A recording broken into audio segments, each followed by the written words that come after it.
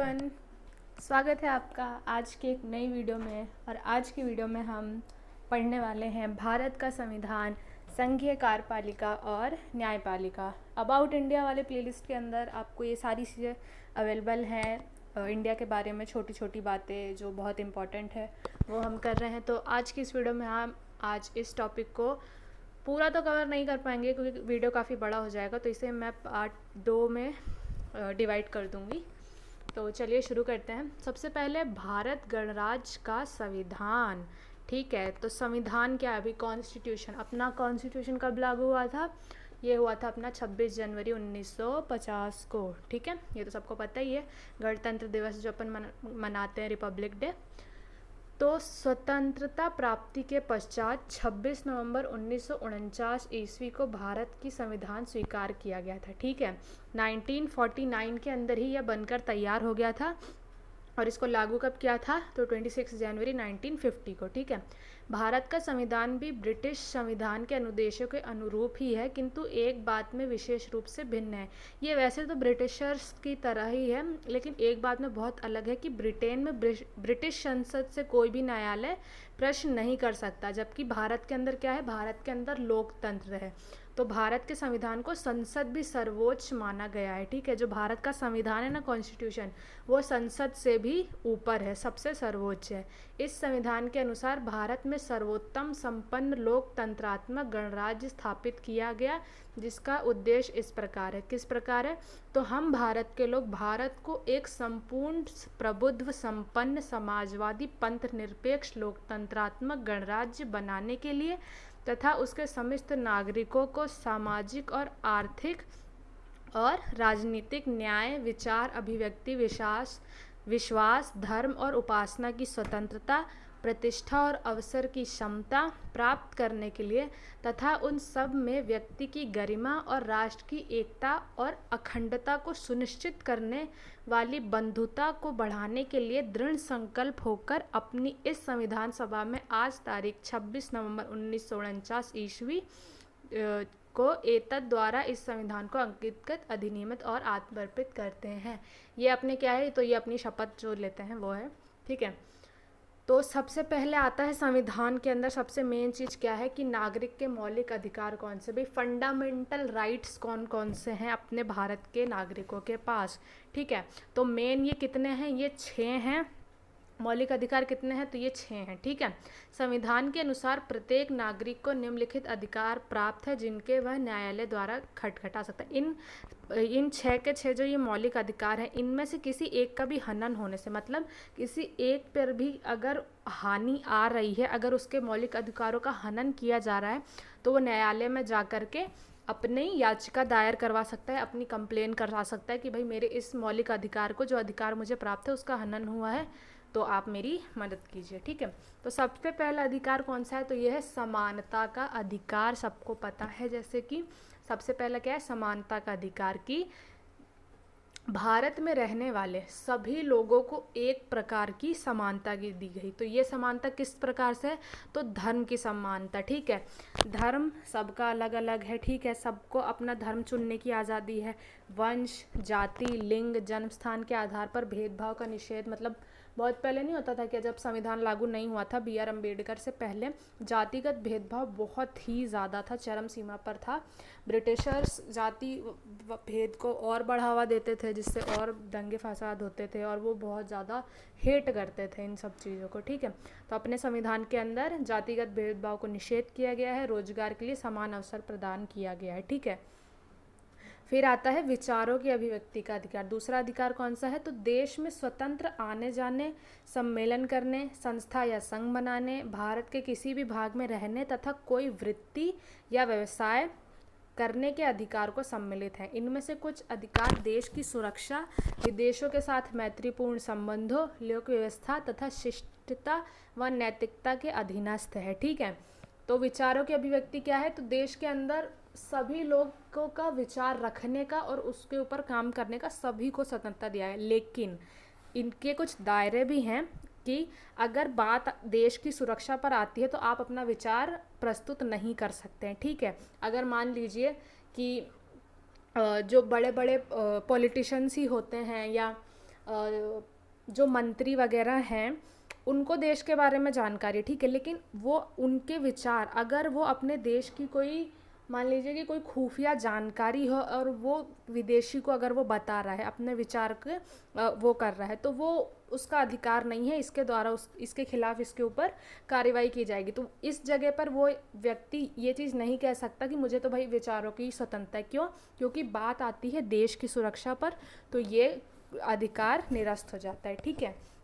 फिर तीसरा अधिकार क्या है? शोषण से रक्षा का अधिकार। शोषण से रक्षा का अधिकार, तो इसके अंतर्गत सभी प्रकार के बेगार, बेलाश्रम और व्यक्तियों के क्रय विक्रय अवैध अधिकार है। शोषण से रक्षा का अधिकार खास तौर पर छोटे बालकों के लिए दिया गया है, ठीक है। जो छोटे बालकों का हनन होता है ना, बाल मजदूरी जिसे कहते हैं, तो बाल मजदूरी को रोकथाम के लिए इस अधिकार को चलाया गया कि भाई कोई भी बेगारी नहीं करवा सकता, मतलब बिना पैसे के काम ऐसे आप नहीं करवा सकते किसी से, ठीक है। बेलाश्रम और व्यक्ति के क्रय विक्रय, मतलब पहले के ज़माने में क्या होता था, लोगों को भी बेच दिया जाता था, है ना।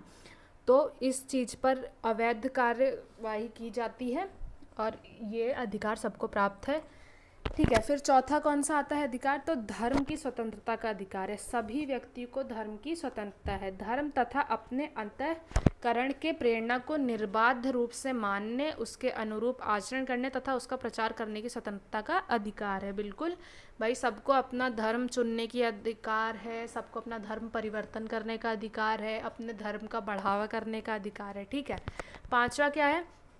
अल्पसंख्यकों को अपनी संस्कृति, भाषा आदि के संरक्षण तथा शिक्षा संबंधी अधिकार, ठीक है। जो अल्पसंख्यक है, जो कम जाति वाले लोग हैं, जो पिछड़े वर्ग के लोग हैं, उन नागरिकों को, किसी भी वर्ग को अपनी संस्कृति, भाषा और लिपि का संरक्षण करने तथा अल्पसंख्यकों द्वारा उनकी पसंद की शिक्षा ग्रहण करने और शिक्षा संस्थानों की स्थापना करने और उन्हें चलाने का अधिकार है। तो इसका मतलब क्या है भाई? तो मतलब ये है कि जो अल्पसंख्यक लोग हैं, जो संख्या में कम हैं, जो बहुत पिछड़ी जातियां हैं, जो बहुत गरीब जातियां हैं, उन जातियों के ऊपर भी कोई दबाव नहीं है कि भाई आप अपनी भाषा नहीं बोल सकते, ठीक है। मान लीजिए कि कर्नाटका के मान लीजिए तमिलनाडु है, ठीक है, तो तमिलनाडु में तमिल बोली जाती है, लेकिन अगर वहीं पे कोई पिछड़ा वर्ग या आदिवासी जनजाति निवास करती है तो वहाँ के लोग उन पर दबाव नहीं बना सकते कि आप भी तमिल ही बोलिए तभी आपको इस राज्य में रहने दिया जाएगा, ठीक है। तो यहाँ पे भी सबको अपनी भाषा का और लिपि की स्वतंत्रता है। फिर छठा क्या आता है? तो छठा है संवैधानिक उपचारों का अधिकार। संवैधानिक उपचार क्या है? तो मूल अधिकारों को लागू करने के लिए संवैधानिक उपचारों का अधिकार है, ठीक है। फिर आते हैं अपन, जो काफ़ी इम्पोर्टेंट है, मताधिकार। मताधिकार किसे कहते हैं? मत देने का अधिकार किसे होता है? तो 18 वर्ष की आयु से कम वाले व्यक्ति को नहीं दिया जाता है ये अधिकार। 18 वर्ष का जो व्यक्ति हो गया है उसे मत देने का अधिकार है।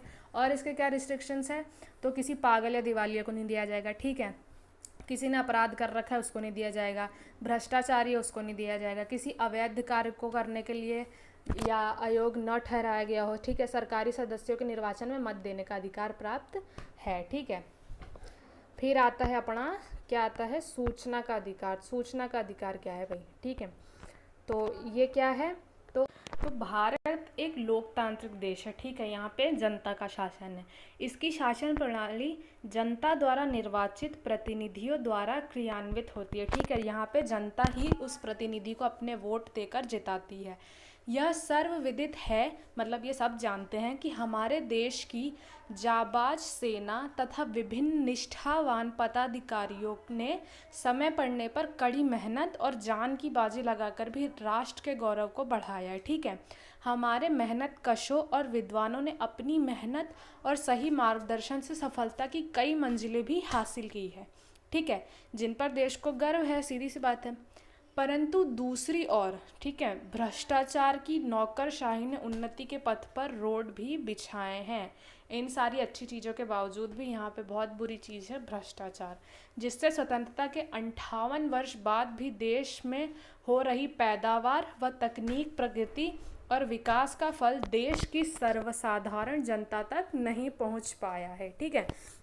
इस पवित्र गंतव्य से कि लोकतंत्र शासन से जनता के निर्वाचित प्रतिनिधियों द्वारा जनता की ओर से जनता के लिए शासन संचालन में सरकार और सरकारी मशीनरी पूर्ण ईमानदारी तथा कर्तव्य निष्ठा से देश की जनता के संपूर्ण चौमुखी विकास के लिए जनता के प्रति जवाबदेह तथा उत्तरदायी हो, साथ ही सरकार और उसकी शासन मशीनरी के सभी क्रियाकलापों में पारदर्शिता हो। ठीक है, तो सूचना का अधिकार बेसिकली क्या कहता है कि जो भी हम देखो, जनता का शासन क्या है, लोकतंत्र का अर्थ क्या है, जनता द्वारा जनता के लिए जनता का शासन। ठीक है, तो अब तक जितना भी आपने प्रगति की है, मशीनरी में उन्नति की है, उन सब की जो जानकारी है वो जनता तक भी पहुंची जाए, हर चीज़ में जनता की भी पारदर्शिता हो, मतलब जनता भी देखी जाए। ठीक है, सूचना का अधिकार अधिनियम 2005 में बनाया गया था। ये अधिकार अधिनियम कब आया था, तो ये 2005 में आया था।